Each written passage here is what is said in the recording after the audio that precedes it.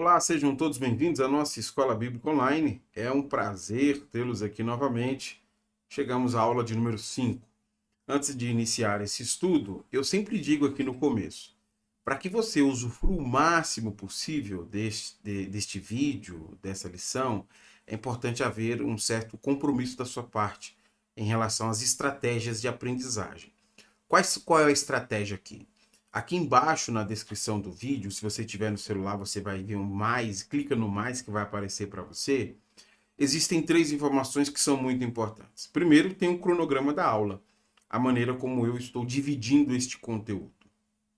Além disso, tem também uma aula-atividade, que é para verificação do seu aprendizado. Então, depois de assistir a aula, é importante você verificar o que aprendeu fazendo a aula-atividade. Por fim, existe também um fórum onde você pode deixar as suas dúvidas ou fazer os seus comentários. Se desejar também, você pode deixar aqui no vídeo seus comentários, eu terei muito prazer em poder interagir com você, tudo bem? Bom, nessa aula nós vamos estudar o profeta Obadias e falar sobre o juízo divino que virá. Para ser mais específico, o juízo divino que virá sobre Edom. Antes de começar, eu quero apresentar para vocês o cronograma da aula, a maneira como nós seguiremos aqui o nosso estudo, tá bom? Este cronograma está aqui embaixo, então você pode ir a qualquer uma dessas sessões, se quiser assistir de novo, ou pegar uma informação específica. Essa aula está dividida em 3 sessões. Na primeira sessão, eu quero explicar para vocês o contexto histórico do profeta Obadias. Na segunda sessão, eu quero fazer uma explicação dos versículos 1 até 4 de Obadias. Eu havia pedido na aula passada que você lesse o livro do profeta Obadias. Se você leu, você percebeu que só tem um capítulo. Então, na segunda sessão, eu desejo explicar o versículo 1, 2, 3 e 4. Por fim, na terceira sessão, eu desejo encerrar esta aula fazendo assim algumas aplicações. Tudo bem? Bom, vamos começar então a primeira sessão dessa aula. Nessa primeira sessão, eu quero apresentar para vocês algumas características do contexto histórico do profeta Obadias. Para explicar essas características, eu quero utilizar este mapa. Apesar de você não me ver, eu vou colocar o mapa aqui em tela cheia. Eu desejo fazer algumas anotações, então me acompanhe aí, tudo bem? Observe comigo que eu já havia explicado a vocês que o reino de Israel estava dividido. Mas o que nós temos aqui de característico neste mapa? Isaac teve 2 filhos, Esaú e Jacó. Dos 2 filhos de Isaac, nós temos aqui representados como nações. Por exemplo, de Esaú, você tem o povo de Edom. Deixa eu riscar aqui para você ver, para facilitar. Aqui, ó, de Esaú nós temos o povo de Edom, tá bom? E de Isaac nós temos as 12 tribos, que neste período da história estão divididas em reino de Judá e reino de Israel. Então aqui nós temos os 3 descendentes de Isaac reunidos. Edom, que é filho de Esaú, Judá e Israel, que são 12 tribos descendentes de Jacó. Como você consegue ver nesse mapa, Edom faz fronteira com Judá. Aqui, tá vendo? Edom faz fronteira com Judá. O livro de Obadias vai tratar exatamente sobre os conflitos que vão existir exatamente entre Judá e Edom, por causa principalmente de questões territoriais. E nós podemos até chamar isso de conflitos familiares, né? Apesar de serem parentes distantes, eles são descendentes do mesmo pai, do mesmo avô, que no caso é Isaac. O que Edom tem cometido? Edom tem tratado com hostilidade esses parentes distantes, que aqui no caso a gente sabe que é Judá. Judá tem sofrido exatamente por muita hostilidade de Edom. E os mesmos crimes que Judá tem, os mesmos crimes que Edom tem cometido contra Judá, voltando aqui, Deus vai dizer por meio do profeta que as mesmas coisas que eles fizeram contra Judá, eles verão acontecer contra eles. Essa é, portanto, a mensagem de Obadias. Deus destruirá completamente Edom, por causa da violência que Edom tem tratado Judá, e Deus trará restauração ao reino de Israel. Veja, eu vou voltar no mapa aqui rapidinho, só para indicar isso. Muito provavelmente, neste período em que a Obadias está profetizando, o reino de Israel já havia sido destruído. Então, nesse período, nós só temos o reino de Judá. O reino de Israel não existe mais. Ele foi destruído pela Assíria. A promessa de Deus, portanto, é que ele trará o seu juízo, mas este juízo será contra Edom e a favor de Israel. Isso é importante de perceber porque esta é a mensagem do profeta. E quando nós observamos Israel, a história do reinado de Israel, nós percebemos que eles cometeram muitos dos mesmos pecados que Edom havia cometido. Mas aqui o que Deus tenta chamar a atenção é o fator da aliança. Por causa da aliança que Deus fez com eles, com seus antepassados, Deus trará restauração ao reino de Israel que já havia sido destruído. E os crimes de Edom, que foram tão graves, trarão juízo sobre eles. Quais são os crimes que eles cometeram? Existe uma seção específica no livro que apresenta esses crimes, mas o que eu quero chamar a sua atenção são as diversas vezes na Bíblia onde é mencionado essa atitude perversa que Edom tem para com Judá. Eu queria destacar apenas 3, porque senão ficaria muito longo essa sessão, mostrar 3 momentos específicos em que a Bíblia fala sobre a perversidade de Judá, de Edom em relação a Judá. O primeiro trecho que eu quero chamar a sua atenção é esse aí, que é feito pelo profeta Amós. E Amós destaca exatamente a maldade de Edom. Amós capítulo 1, versículo 11 e 12. Leia comigo. Assim diz o Senhor: os habitantes de Edom pecaram repetidamente. Não deixarei que fiquem impunes. Com espadas perseguiram seus parentes, os israelitas, e não tiveram compaixão deles. Em sua fúria, os despedaçaram, sem parar, e foram implacáveis em sua ira. Por isso, enviarei fogo sobre Temã, e as fortalezas de Bosra serão destruídas. São 2 cidades importantes de Edom que eu explico para vocês daqui a pouco. O que nós percebemos aqui? Tanto Amós quanto Obadias vão servir como profetas que dão provas que Deus adverte Edom mais de uma vez sobre os crimes que Edom tem cometido. Mas Edom prefere não ouvir as advertências dos profetas. Como havia ausência de fronteiras entre Israel, entre Judá e Edom, como eu mostrei ali no mapa, você não tem montanhas, você não tem rios, essas fronteiras naturais não existem entre Judá e Edom, e por causa disso você tinha muito conflito. Esses conflitos eram constantes.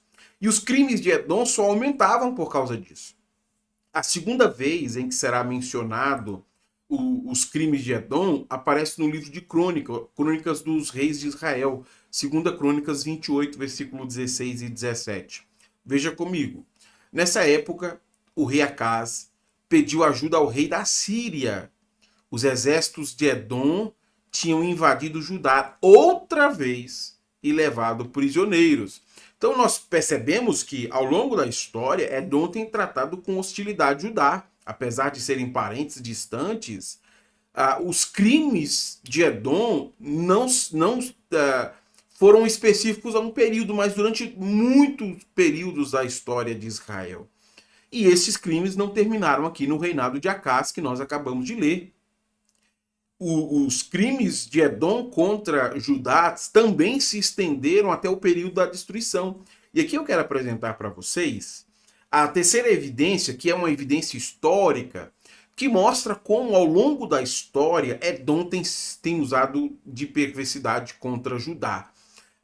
Isso que está aparecendo aí são algumas evidências arqueológicas que foram encontrados em Tel Arad, que revelam como este é um conflito muito antigo.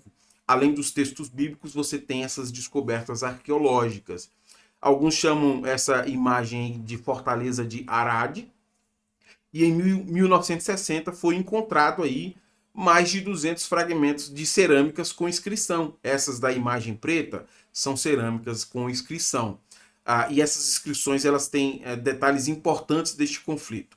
O que nós temos nesse período em que essas cerâmicas estão relatando? A Babilônia está ameaçando invadir Judá.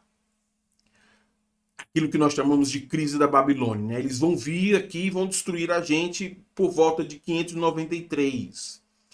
O que Edom faz? Edom se faz passar por aliado de Judá e diz assim, olha, nós vamos lutar do lado de vocês, o que seria algo novo. Eles têm nos oprimido, mas eles vieram aqui dizer que vão lutar ao nosso lado.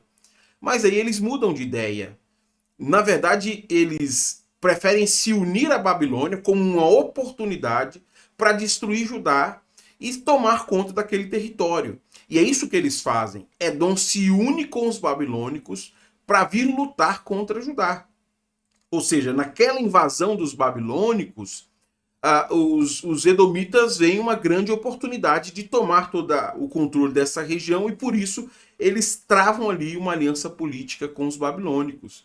E as evidências arqueológicas encontradas aí nesses 200 fragmentos de cerâmica revelam exatamente isso.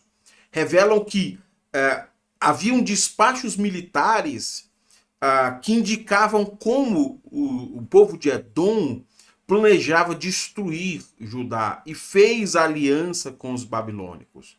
Então, pelo que parece, essa invasão aí é também o momento em que o Obadias está profetizando. O momento histórico em que Obadias está falando é o momento onde a Babilônia está vindo destruir Judá e você tem exatamente o povo de Edom se aliando aos babilônicos para ajudar na destruição. Veja o que esses comentaristas falam sobre este momento com essas provas arqueológicas aí que eu acabei de apresentar, né, que deixa claro para a gente tanto o contexto em que o profeta anuncia sua mensagem, como tudo isso que nós temos visto aí. Leia comigo.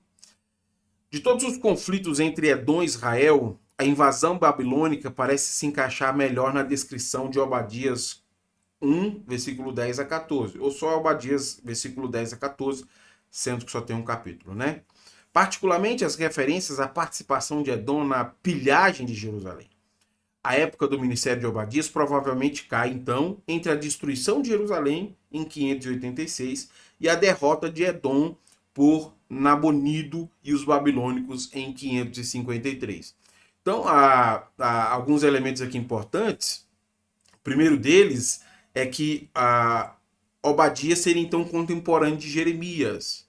Segundo, aqui há muitas evidências bíblicas, pelo menos 5 textos, que confirmam a participação de Edom lutando ao lado da Babilônia para destruir Judá, no ataque que foi realizado contra Jerusalém. Então, há pelo menos 5 evidências bíblicas, 5 textos bíblicos que falam sobre isso. Apesar dos edomitas terem se unido com os babilônicos para destruir Judá, como foi comentado aí, em 553, serão eles que vão sofrer com a destruição dos babilônicos. Tudo bem? Para fechar essa sessão, então agora que a gente entende o contexto e a maneira como os edomitas têm se oposto, têm cometido crimes contra Judá, eu quero apresentar como está organizado a mensagem do profeta Obadias, que é uma mensagem contra Edom por todos os crimes que ela tem cometido contra Judá. Por ser um livro muito pequeno, e nós temos apenas 291 palavras no livro do profeta Obadias, o livro do profeta Obadias é o livro mais curto do cânon hebraico, ou como nós chamamos de Primeiro Testamento. É o menor livro do cânon hebraico. E aqui eu organizei para vocês a maneira como a mensagem do profeta é apresentada contra Edom. Primeiro, no versículo 1, aparece um cabeçalho e uma introdução à mensagem. Depois, no versículo 2 até o versículo 9, parte B, Deus fala sobre a derrota de Edom. Depois, versículo 9, parte B, até o versículo 14, Deus vai mencionar os crimes de Edom contra Judá. Então, Deus fala quais são esses crimes que eles cometeram. E por último, na última parte do livro, o dia do Senhor e a restauração da soberania de Israel, versículo 15 a 21. Então, o que eu expliquei para vocês até aqui está distribuído assim no livro. Tudo isso está aí. Eu já tinha indicado para você ler. Se você leu, você está entendendo perfeitamente essas explicações. Se você não leu, quando terminar essa aula, eu indico que você leia rapidinho o livro do profeta Obadias. E se precisar, assista essa aula novamente para você perceber a maneira como este conteúdo está organizado. Tudo bem? Partindo para a segunda sessão, eu desejo então explicar para vocês agora, versículo 1 até o versículo 4 do livro do profeta Obadias. Eu começo com o versículo 1. Esta é a visão que o Senhor soberano revelou a Obadias acerca da terra de Edom. Ouvimos uma mensagem do Senhor que o embaixador foi enviado às nações para dizer: preparem-se todos, vamos reunir nossos exércitos e atacar Edom. O autor que escreveu a profecia de Obadias começa informando para a gente o tipo de ministério que Obadias vai desenvolver como um profeta. Obadias é um vidente e o Senhor dá uma revelação para Obadias, e nessa revelação há o conteúdo do texto, ou o que o Senhor vai dizer sobre Edom. O Senhor soberano, e essa é uma apresentação muito específica, porque não é comum os profetas apresentarem Deus como o Senhor soberano, mas Obadias tem intenção em chamar o Senhor soberano, e daqui a pouco a gente vai entender. O Senhor que é soberano controla todas as nações da terra, e o Senhor soberano que controla todas as nações da terra faz uma convocação. Ele chama todas as nações para se levantarem contra Edom. Como se fosse um chamado à guerra, né? um chamado à batalha. Aquele que governa sobre as nações está chamando as nações para virem guerrear contra Edom. Se nós entendemos isso dentro do contexto que eu acabei de explicar a vocês, essas palavras de Deus aqui são uma confrontação direta a Edom. Porque Edom se sentia arrogante contra Judá porque eles tinham se aliado com os babilônicos. Então, enquanto Judá não tem aliados, Edom tem. Enquanto Judá está vulnerável, Edom não está. E aqui o que Deus faz parecer é o oposto. Enquanto Deus controla e governa sobre todas as nações, Edom não tem ninguém para o ajudar. E o Senhor está informando a Edom que serão eles, essas outras nações que estão sendo chamadas para ser aliadas do Senhor nesta batalha. Todas essas nações vão se levantar para lutar contra eles. Veja que no versículo 2 e 3, o Senhor faz questão de apresentar o motivo por que Edom se tornou tão arrogante. Além da aliança com os babilônicos, como eu havia explicado, Deus faz questão de destacar a arrogância deles e o motivo de tal arrogância. Veja comigo aí o versículo 2 e 3. O Senhor diz a Edom: eu o tornarei pequeno entre as nações, você será grandemente desprezado. Foi enganado por seu orgulho, pois vive numa fortaleza de pedra e mora no alto dos montes. Quem me derrubará daqui de cima? Pensa consigo.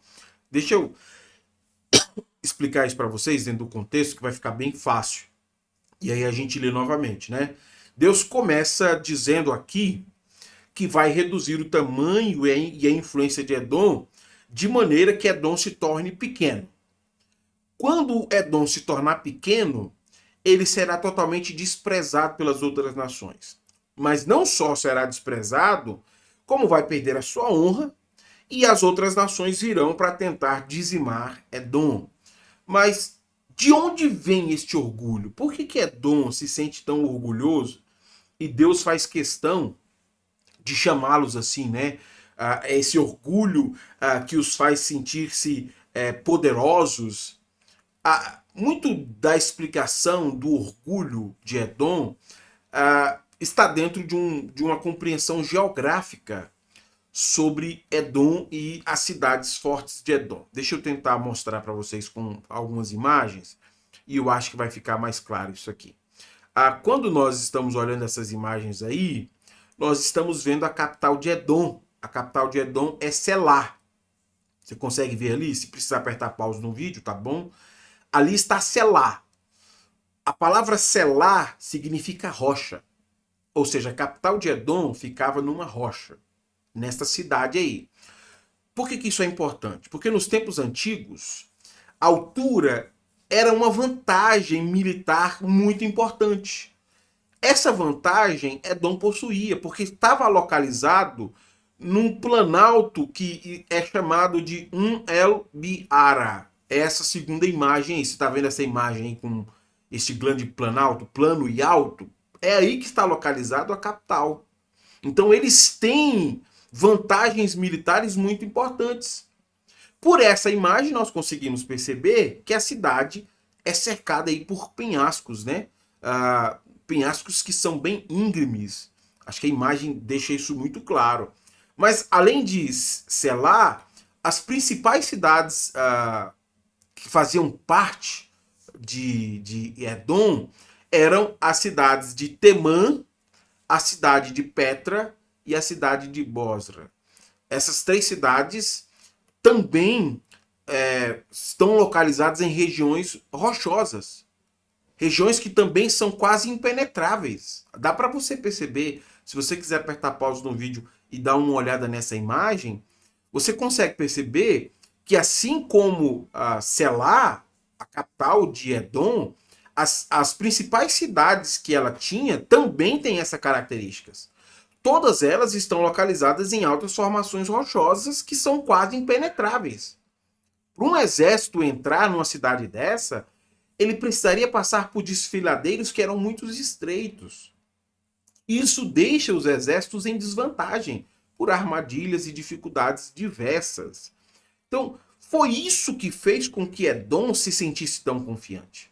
Além de ter uma aliança com a Babilônia para destruir Judá, a geografia estava a favor de Edom.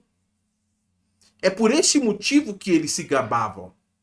Esse orgulho os deixou tranquilos e em segurança. Além de ter um forte aliado, nós somos cidades fortes, cidades impenetráveis. Agora, veja que é isso que o profeta evoca como imagem no versículo 2 e 3. Lendo novamente o versículo 2 e 3, depois de entender a questão da geografia, nós conseguimos perceber como tudo isso está sendo mencionado aqui contra Edom. Veja aí de novo a leitura. O Senhor diz a Edom: eu o tornarei pequeno entre as nações, porque ele tem uma aliança muito forte com os babilônicos. Você será grandemente desprezado, eles simplesmente não vão se importar com vocês. Foi enganado por seu orgulho. E por que eles são orgulhosos? Porque eles estão situados em lugares geográficos que os favorecem.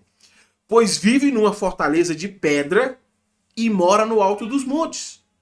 Quem me derrubará daqui de cima? Pensa comigo. Você percebe como fica muito claro? Esse é o orgulho de Edom. Ele se considera uma grande nação que acha que dispõe de uma proteção que é impenetrável. E Deus está destacando isso porque no versículo 4 o Senhor fala exatamente contra este orgulho e o início do seu juízo contra Edom. Leia comigo aí. Mesmo que suba tão alto como as águias e faça seu ninho entre as estrelas, de lá eu o derrubarei, diz o Senhor. Quem está falando com Edom é o Senhor soberano. O Senhor soberano, ele tem poder ilimitado. Não importa quão alto e quão bem defendido o Edom possa estar. Deus está dizendo que eles vão cair. Essa não é uma palavra apenas contra Selá, a capital de Edom, mas contra todas as grandes cidades que Edom possui. Edom pode até se sentir forte como uma águia, que faz aí o seu ninho, né, em lugares altos e protegidos. Mas o que o Senhor está dizendo é que por meio do seu juízo contra Edom, Deus derrubará Edom do seu lugar seguro. Não há lugar seguro que você possa se proteger contra o juízo de Deus. Veja o que o Douglas Stuart comenta a esse respeito. A mensagem de Obadias sobre Edom prediz a conquista de Edom como resultado de suas ofensas. Os judeus atualmente indefesos, agora incapazes de prevenir os crimes edomitas contra eles, subjugarão Edom e, com a ajuda de Deus e em lealdade à sua aliança, colherão as bênçãos da nova era. É assim que a gente fecha a mensagem do livro, a compreensão do que é o profeta Obadias e a sua relevância para aquele contexto histórico. Ele está mostrando um Judá que está completamente indefeso, porque ele tem os babilônicos e porque aí eles têm aliados como os edomitas, mas mesmo que eles não possam se proteger, Deus promete fazer justiça aos crimes que estão sendo cometidos por Edom contra Judá. E a partir do versículo 5 é que Deus vai falar sobre esse juízo, né? O juízo do Senhor que virá contra os edomitas. Para encerrar essa aula, eu desejo então passar para a terceira sessão, fazendo algumas aplicações sobre o conteúdo que nós estudamos aqui. Primeira aplicação: o povo de Deus sempre será perseguido pelos inimigos dos planos soberanos do Senhor. As diversas vezes em que Edom se levantou contra Judá, a Bíblia fala que eles estavam se levantando contra planos de Deus. Desde Deuteronômio até Obadias, que é o momento da destruição, ao se levantar contra o povo do Senhor, ao perseguir o povo do Senhor, o que Deus quer deixar claro é que eles não estão lutando meramente contra os seus parentes distantes. Eles estão se levantando contra os planos soberanos do Senhor. E a Igreja de Cristo, hoje, passa pela mesma situação. A Igreja de Cristo, sendo perseguida, precisa ter claro a sua consciência que as pessoas que perseguem a igreja, que lutam contra a igreja, não estão fazendo isso contra nós per si. Elas estão lutando contra o próprio Deus, contra os planos do Senhor. Veja que interessante isso que Jesus diz, porque Jesus fala sobre este ser um ódio não contra nós, mas contra os próprios planos de Deus. João capítulo 15, versículo 18 e 19. Se o mundo os odeia, lembre-se de que primeiro odiou a mim. O mundo os amaria se vocês pertencessem a ele. Mas vocês já não fazem parte do mundo. Eu os escolhi para que não mais pertençam ao mundo, e por isso o mundo os odeia. A igreja precisa ter isso muito claro. O ódio que o mundo tem contra os planos de Deus só existe porque nós não somos do mundo, porque nós não pertencemos ao mundo, porque nós não agimos como mundanos. E precisamos entender também que o ódio deles é primeiro contra o próprio Cristo, contra os próprios planos do Senhor. Nós não podemos pessoalizar a perseguição e o ódio que a igreja enfrenta. Todo ódio e toda perseguição é primeiro realizada contra Cristo nosso Senhor. Porque nós decidimos seguir a Cristo e por seguirmos a Cristo, eles estão odiando diretamente os planos do Senhor soberano.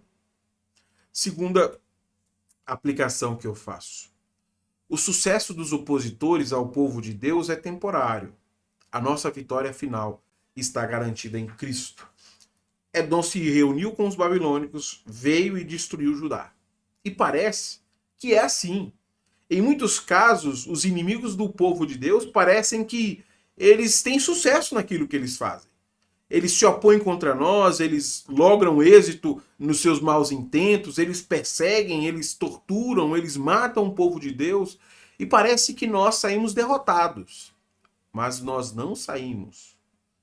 A nossa vitória final já está garantida em Cristo. E é isso que Deus resgata na mensagem do profeta. Sabe Israel, o reino de Israel que está destruído? Eu vou restaurá-los. Porque o nosso Deus é assim. Os opositores parece que venceram temporariamente, oprimindo o povo do Senhor, mas os planos de Deus não podem ser frustrados. Nenhum dos planos de Deus. Veja como isso é belo de se perceber no texto de 1 Pedro capítulo 4. Eu leio o versículo 14 e 17. Se vocês forem insultados por causa do nome de Cristo, abençoados serão, pois o glorioso Espírito de Deus repousa sobre vocês. Pois chegou a hora do julgamento que deve começar pela casa de Deus. E, se o julgamento começa conosco, Que destino terrível aguarda aqueles que nunca obedeceram às boas novas de Deus. Fica claro para nós, na abordagem bíblica, que o sucesso temporário dos opositores dos planos de Deus é temporário, porque o próprio Deus já estabeleceu a vitória final do seu povo. E o povo de Deus tem essa esperança do vindoura, né? do porvir, quando tudo será consumado, quando não haverá mais choro, não haverá mais dor. Deus enxugará dos nossos olhos toda lágrima, e aqueles que foram perseguidos por amor a Cristo verão juízo sobre aqueles que os perseguiram. Então o povo de Deus tem essa tranquilidade. Primeiro, na primeira aplicação, essa é uma perseguição realizada a Cristo. E por mais que tentem contra nós e consigam êxito, matando, perseguindo, afrontando, a vitória final já é garantida em Cristo Jesus. E nós ficamos tranquilos em relação a isso porque a nossa salvação está em Cristo. E chegará o dia em que Cristo realizará todos os planos que foram estabelecidos por Deus. Ele é o soberano que estabeleceu planos e nenhum dos seus planos podem ser frustrados. Eu digo isso a segunda vez. Terceira aplicação. Os crimes cometidos contra o povo de Deus não ficam impunes. Eu tentei mostrar a vocês, durante a explicação, que por 3 momentos na história, Edom se levantou contra Judá. É claro que foram mais de 3 vezes. Eu poderia passar aqui a aula tentando mostrar todas essas ocorrências e nós veríamos que foram muitas as vezes. Foram muitas as vezes em que Edom se levantou para cometer crime contra o povo de Deus, contra Judá. Mas aqueles crimes que eles cometeram contra o povo de Deus não ficaram impunes. De igual maneira, todos os crimes que são cometidos contra a igreja de Cristo, contra o povo de Deus que hoje aguarda a vinda de Cristo, também são crimes que não ficam impunes. Veja que Paulo tenta dar essa esperança messiânica ao povo da igreja de Tessalônica que sofre essa perseguição. Paulo diz assim no versículo 15 e 16 de 1 Tessalonicenses 2. Eles mataram o Senhor Jesus e os profetas, e agora nos perseguem. Não agradam a Deus e trabalham contra toda a humanidade, procurando impedir-nos de anunciar a salvação aos gentios. Com isso, continuam a acumular pecados, mas a ira de Deus finalmente os alcançou. O povo de Deus confia muito mais na justiça de Deus do que na sua própria justiça. O povo de Deus confia muito mais em Deus que nos torna puros, um Deus que nos torna inculpáveis, do que a nossa própria defesa. O testemunho de si mesmo não é válido. E nós sabemos que nós não precisamos fazer esse testemunho. Porque Cristo Jesus, que vê o sofrimento do povo de Deus nos lugares mais diferentes da terra, ele mesmo trará juízo àqueles que se opõem aos próprios planos de Deus. Deus tem falado por diversas vezes a muitas nações e a muitos povos sobre essa opressão, sobre essa perseguição. E assim como nos dias de Amós e de Oséias, que são 2 profetas que dão testemunho desta mensagem, há muita gente que endurece seu coração a isso. E continua perseguindo o povo de Deus e intentando o mal. Sobre isso, nós não nos preocupamos, porque todos nós seremos julgados pela maneira como vivemos. E os crimes que foram cometidos contra o povo de Deus, eles não ficarão impunes. Por isso que o povo de Deus vive de forma santa e digna aqui nesta terra. Quando o nosso Senhor Jesus Cristo trouxer o seu juízo, nós não queremos ser contados na congregação dos ímpios. Nós não queremos ser considerados como perversos. Que Deus em Cristo nos ajude a viver assim, como o povo santo, que continua sofrendo perseguição porque não é deste mundo. Como o povo santo, que sabe que todas essas perseguições são por causa de Cristo. Como o povo santo, que prefere confiar na justiça de Deus do que na sua própria justiça. Como o povo santo que sabe que a vitória final já foi decretada para nós por Cristo Jesus. E muito em breve esse dia chegará. Se Deus nos permitir, na semana que vem nós nos encontramos aqui para então seguirmos com o nosso estudo. Eu queria pedir que durante esta semana você se esforçasse aí para ler o livro do profeta Jonas, para que então nós fizéssemos esse estudo com mais informações a partir da leitura do texto que você fez. Tudo bem? Até semana que vem, se Deus assim nos permitir. Não deixe de orar por mim e eu espero você aqui na próxima. Deus abençoe.